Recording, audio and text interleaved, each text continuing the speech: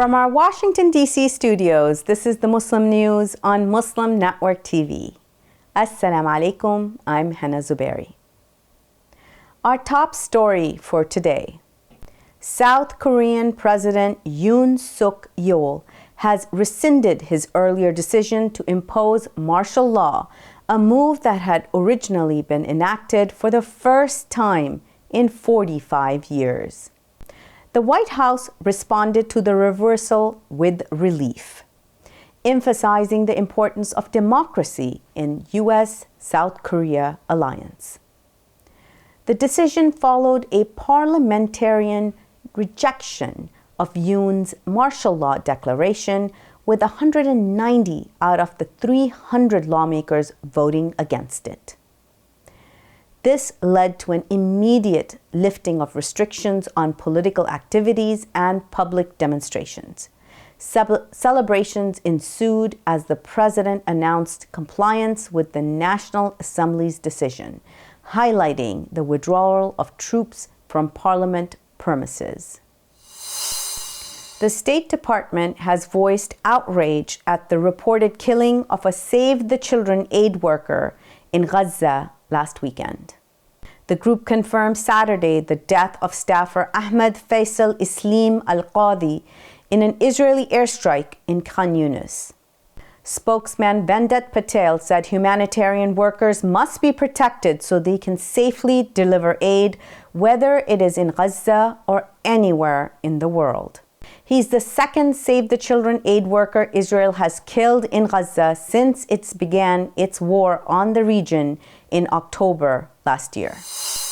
In the last 24 hours, Israeli airstrikes have killed 30 Palestinians and injured 84 others in Gaza. A drone strike in the Nusayrat refugee camp killed 5, including 4 children, when it hit a food distribution center and a residential home. Reports say Israel is establishing new bases and demolishing more than 600 buildings, disrupting the lives of displaced Palestinians. Recent satellite images and video analysis reviewed by the New York Times shows fortified positions and new communications infrastructure throughout central Gaza. The Netzarim corridor, a strategic area for movement control within Gaza, now accommodates 19 large Israeli army bases. A State Department spokesperson highlighted the inconsistencies of these actions with U.S. principles. Secretary of State Antony Blinken, during a November 2023 visit to Tokyo, emphasized that forcible displacement of Palestinians should not occur now or post-conflict. Forcible displacement is a crime under international humanitarian law. Violence escalated on Wednesday as Israeli tanks moved into North Khan Yunis a day after issuing evacuation orders. The humanitarian crisis is worsening, particularly at Kamal Adwan Hospital in northern Gaza. There, more than 100 patients are endangered by the halt of vital oxygen station after Israeli strikes damaged supply lines. Israel's genocide in Gaza has killed at least 44,532 Palestinians and wounded more than 100,000 since October 7, 2023. Last month, the International Criminal Court issued arrest warrants for Israeli Prime Minister Benjamin Netanyahu and Israel's former Defense Minister Yoav Gallant for war crimes and crimes against humanity in Gaza. Israel also faces a genocide case at the International Court of Justice over its war on Gaza. A coalition of 46 senators is calling on President Joe Biden to certify the Equal Rights Amendment, or the ERA, a pivotal step towards enshrining gender equality in the U.S. Constitution before the GOP majority Congress takes office. Originally passed by Congress in 1972 and ratified by 38 states as of 2020. The ERA seeks to ensure equal legal protections regardless of sex. However, despite meeting the required ratification threshold, it remains officially unrecognized.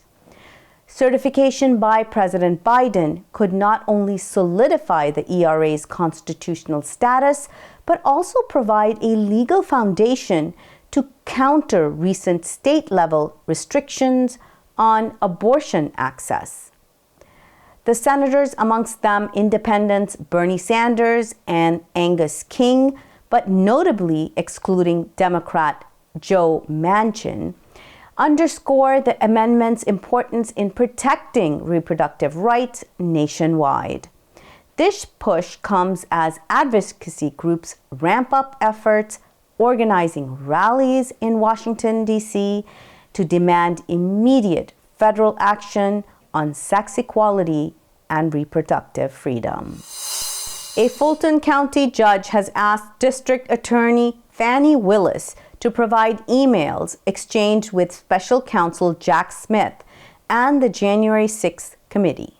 This development followed Willis's failure to respond adequately to court filings, leading to a default judgment against her. The ruling, confirmed by Judge Robert McBurney, asserts that Willis neglected her legal duties by not addressing the lawsuit in a timely manner. Judicial Watch, having pursued transparency for over 3 decades, heralded the decision as a landmark victory against government opacity. Willis now has 5 business days to comply with the order, with a subsequent hearing scheduled for December 20 to discuss attorney fees. Senate Majority Leader Chuck Schumer has expressed confidence that ongoing bipartisan discussions are steering towards preventing a government shutdown before the holidays. Schumer said efforts in Congress are progressing towards a bill that would gain cross-party support in the House and Senate. He emphasized the importance of excluding divisive elements to ensure timely passage. As the December 20 deadline looms, pressure mounts for a resolution, with conservatives pushing for a temporary fix that could extend into the next presidency. Amid those negotiations, senators from states affected by recent hurricanes are urgently calling for disaster relief funding. In a letter to leaders last week, senators from North Carolina, Georgia, and Virginia called on both chambers to bring a strong supplemental appropriations bill to the floor the first week of December. Congressional report supports COVID-19 lab leak theory. Details come after the break. Stay tuned and we'll be right back.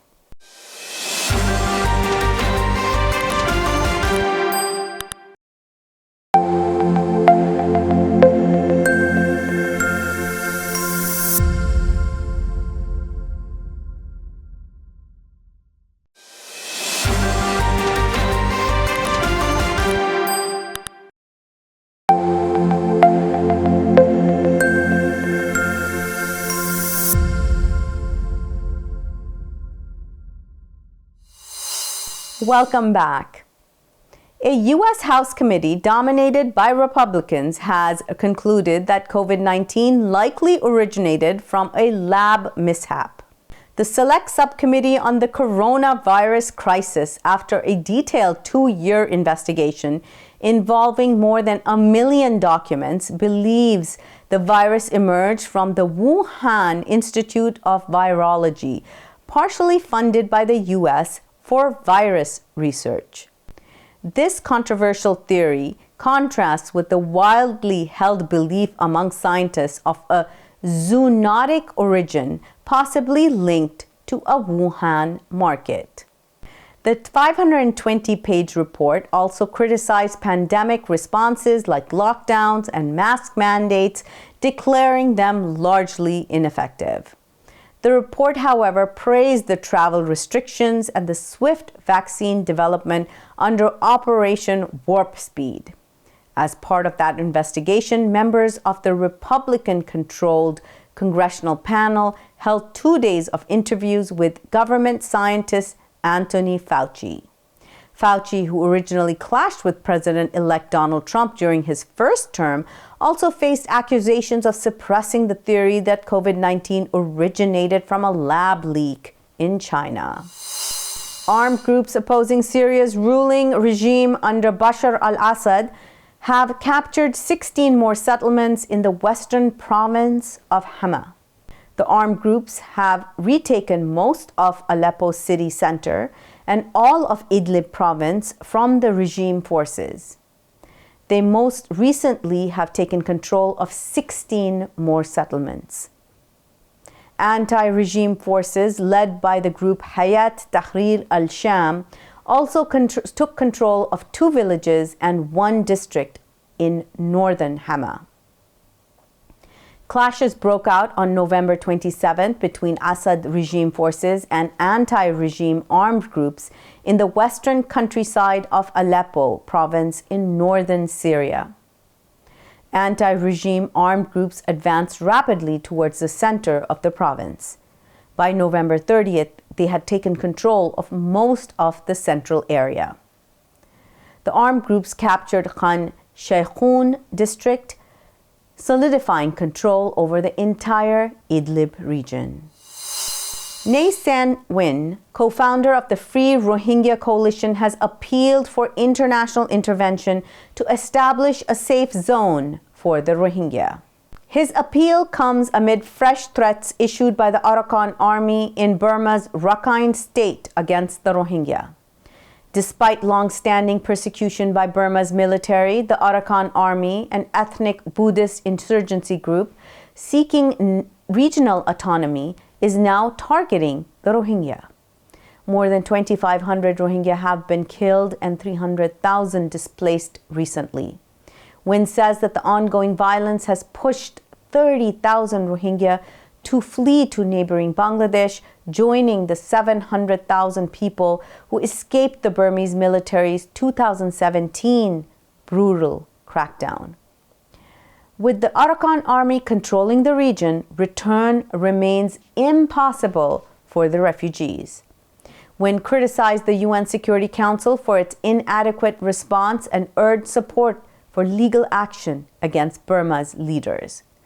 This includes a recent International Criminal Court arrest warrant requested for junta chief Min Aung Hlaing. Families fleeing the devastating effects of Somalia's prolonged civil war are paying the highest price as they seek refuge in makeshift camps across the country. Internal conflicts have deeply scarred the nation, made worse by recurrent drought and famine. In displacement camps, the need for basic humanitarian supplies is critical, with living conditions particularly severe for women and children. Overwhelmed local aid organizations are calling for urgent international intervention to address the escalating needs of Somalia's displaced population. The country has been plagued by insecurity for years, and the main threats emanating from Al-Shabaab and the ISIS terror camps. Since 2007, Al-Shabaab has been fighting the Somali government and the African Union Transition Mission in Somalia. That is a multi-dimensional mission authorized by the African Union and mandated by the UN Security Council.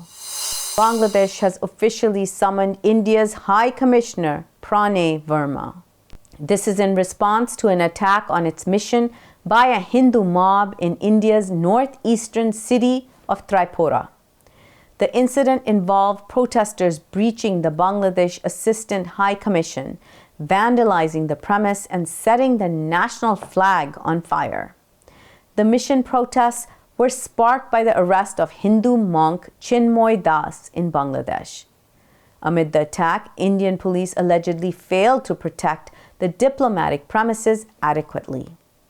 This prompted Bangladesh to decry the attack as a violation of the Vienna Convention on Diplomatic Relations. The Indian government has termed the breach deeply regrettable, assuring enhanced security measures for Bangladesh diplomatic sites across India. Meanwhile, protests erupted in Bangladesh's capital city Dhaka and other regions, condemning India's harboring of ousted Prime Minister Sheikh Hasina and its alleged interference in Bangladesh's internal affairs. Since Hasina fled to India on August 5th in the face of an uprising, the Indian government and Hindu right-wing groups have alleged that Hindu minorities and their temples in Bangladesh are being targeted. The Bangladeshi government has rejected the allegations, labeling them, quote, propaganda. Let's go to the heart of the Turkish capital, Istanbul. Nestled amongst winding streets off Istiklal Avenue lies Tophain, a neighborhood that blends tradition with modernity.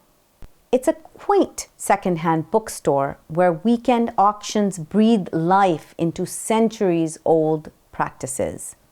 Known locally as sahafs, these bookstores have been a cultural staple dating back to the early Ottoman Empire when the Grand Bazaar first emerged as a commercial hub. Every weekend, the shop transforms into a treasure trove of historical and cultural artifacts, making it a corner store of Istanbul's literary and cultural heritage. From vinyl records to rare posters and CDs, they cater to a diverse crowd of collectors and enthusiasts. Shop owner Burak Belgic emphasized that these gatherings are more than just commercial transactions. He says they are vibrant social spaces where people and their passions mix and they relax amongst peers.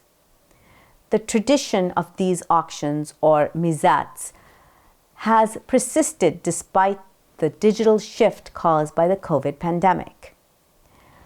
On auction days, items like first editions and old Ottoman texts stir competitive bidding amongst the bookstore's loyal customers, mostly retired professionals.